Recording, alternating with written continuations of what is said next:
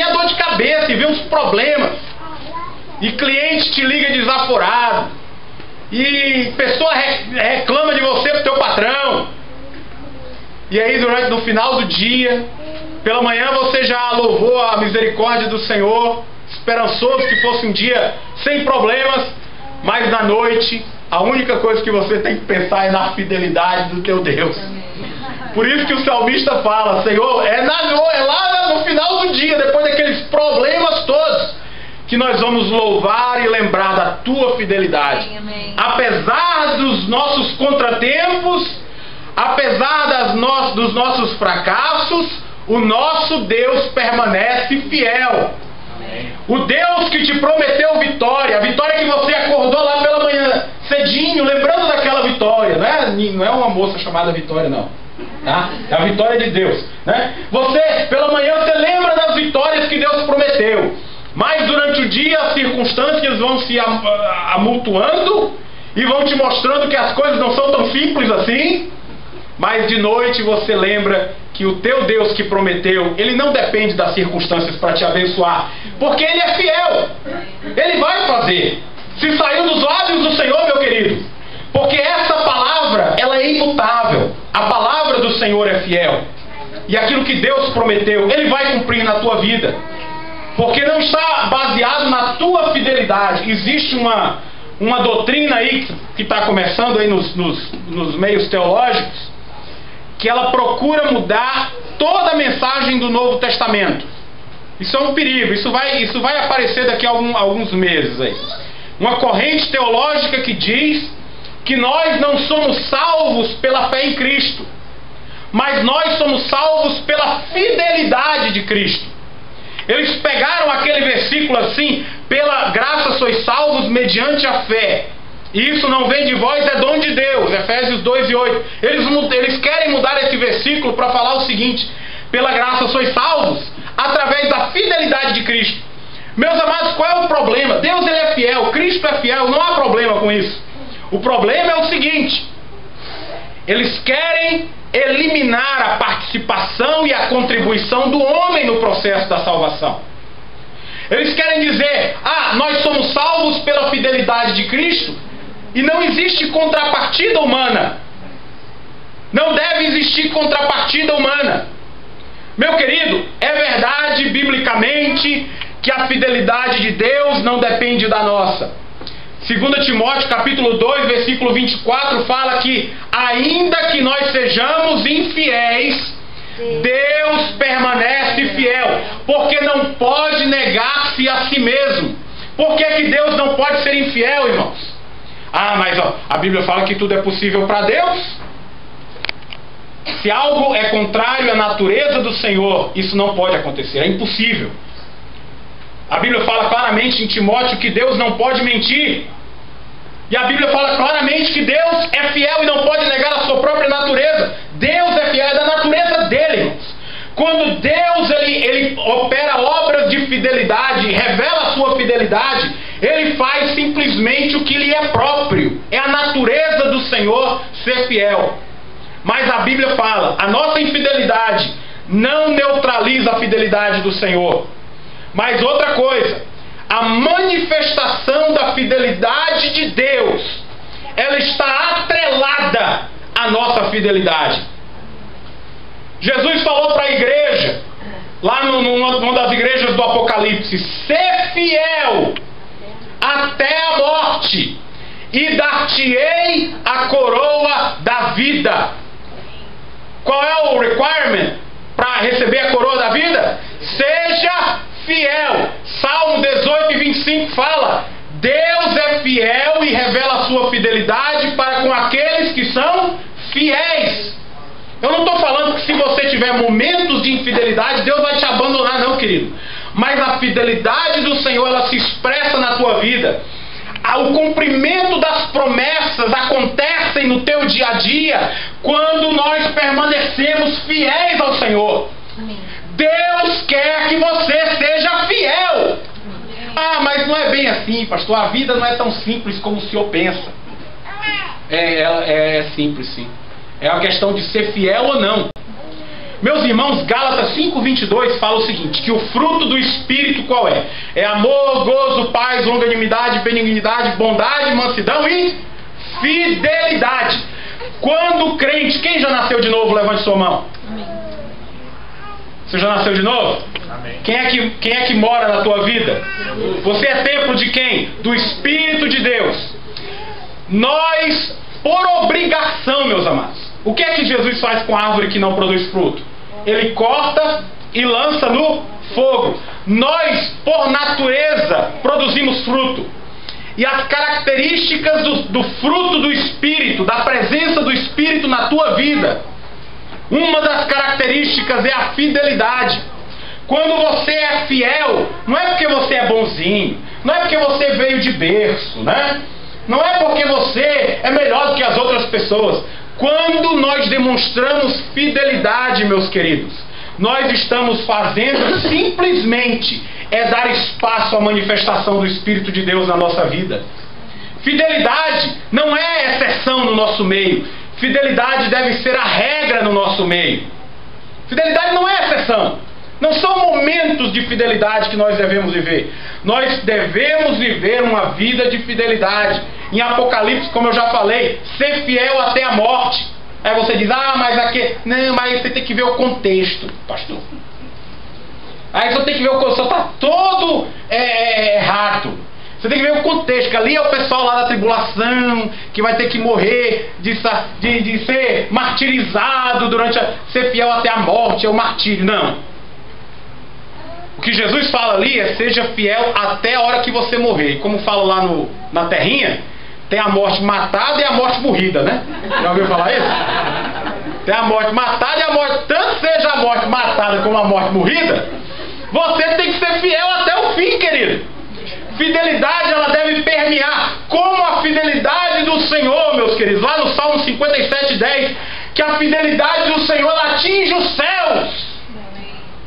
Pastor, o Sá está começando a gritar, então deixa eu baixar. Salmo 117:2 fala que a fidelidade do Senhor permanece para sempre. Salmo 33:4, que o Senhor é fiel em tudo aquilo que Ele faz. Salmo 145:13, Ele é fiel em todas as suas promessas. O que Deus falou a respeito da tua vida, Ele vai cumprir, querido. O problema, nós vamos chegar no problema disso tudo aqui mais um pouquinho na frente, né? Eu não vou passar de 1 hora hoje, você pode ter minha palavra. 1 Coríntios 10:13, Paulo fala que Deus é fiel e não deixa que nós sejamos tentados além das nossas forças. Irmão, Deus não foi muito fiel comigo porque eu passei uma tribulação aí e eu cometi um deslize. Meus queridos, se Deus sabe que você pode suportar 50 pounds de luta, de tribulação, a Bíblia nos garante que Deus não vai permitir 51 pounds. Se Deus sabe que você só aguenta 50 pounds de luta, Deus vai deixar até 50. Ele não vai permitir 51. Porque Deus é fiel. Amém. Se muitas vezes nós caímos num deslize moral, é nossa culpa. Mas Deus ainda manifesta a sua fidelidade. Mas eu caí. Aí você abre a sua Bíblia em João capítulo 1, versículo 9, que fala que se confessarmos os nossos pecados, Ele é fiel e justo para nos purificar de todo o pecado, para nos perdoar os pecados e nos purificar de toda a injustiça. Ele é fiel. Ele é fiel para te perdoar.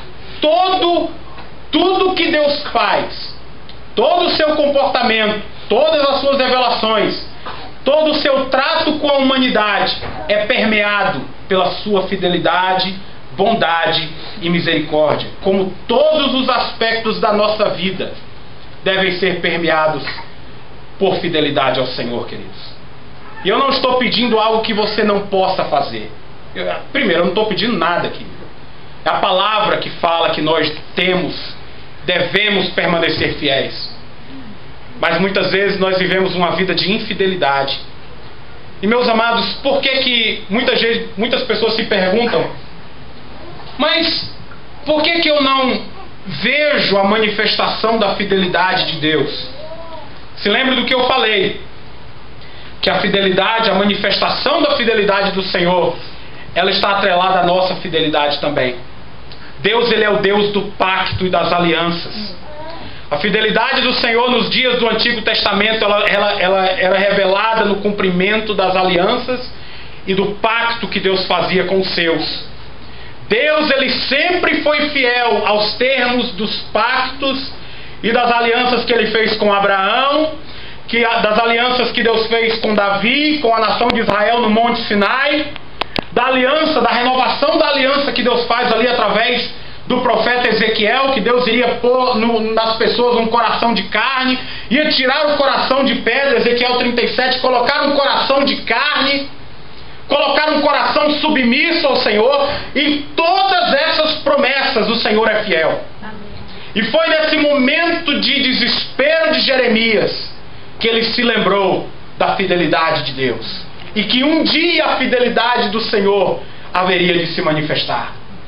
Mas, meus amados, por que muitas vezes nós não podemos experimentar, ou nós não conseguimos ver a manifestação da fidelidade do Senhor? Uma das coisas que eu coloquei aqui, voltando aqui um pouco, a nossa fidelidade se revela nos nossos relacionamentos com os membros da nossa família, com os nossos amigos. Esse negócio de trairagem, você sabe o que é isso, né? Não sei se o pessoal do sul... Traíra, né? Passar a perna dos outros. As pessoas esperam que nós, como servos do Senhor, sejamos fiéis nos nossos compromissos, nos nossos contratos, naquilo que nós falamos. Meus amados, a Bíblia fala que de toda palavra frívola, sem uso, né, que sair dos nossos lábios, Deus há de requerer de nós. Nós havemos de prestar contas de toda palavra frívola que sair dos nossos lábios. A Bíblia fala a respeito da palavra do cristão que seja o nosso sim, sim, e o nosso não, não. Eu falei pro pastor Nelson que eu estava livre para um compromisso aí. Na realidade, se eu fosse olhar aí o que eu tinha que fazer, eu não estava não, né? Muita coisa para fazer, muitos compromissos para cumprir, mas eu tinha dado a palavra para ele. E, meus amados, nem tivesse que... E ontem o pastor Nelson ligou, olha, cancelei. Naquela hora que ele falou cancelou, quase que eu durmo ali no chão mesmo, de tão cansado que eu estava. Mas eu tinha que cumprir a palavra. Eu sei que muitas vezes nós não conseguiremos, que nós somos faltosos, mas deve ser a nossa atitude de sermos fiéis. Fiel com o teu cônjuge, fiel com a tua esposa. Esse negócio de fantasiar coisas fora do matrimônio, isso é coisa do diabo. Essa mensagem que tem... Meus amados, eu estava ouvindo uma pessoa na Califórnia falar que estava dirigindo ali no highway na Califórnia e tinha uma placa, um billboard ali, uma avenida, uma grande avenida da Califórnia, lá de São Francisco, que falava assim: você já teve um affair hoje? Você já teve hoje o seu affair, seu caso extraconjugal? O mundo, a mensagem aí de fora é de que isso é cool, isso aí é legal. Isso aí, tem até uma mensagem que fala que isso aí é colocar um spices no seu relacionamento. Isso aí é colocar um monte de demônios na tua casa, no teu relacionamento, e destruir a tua família.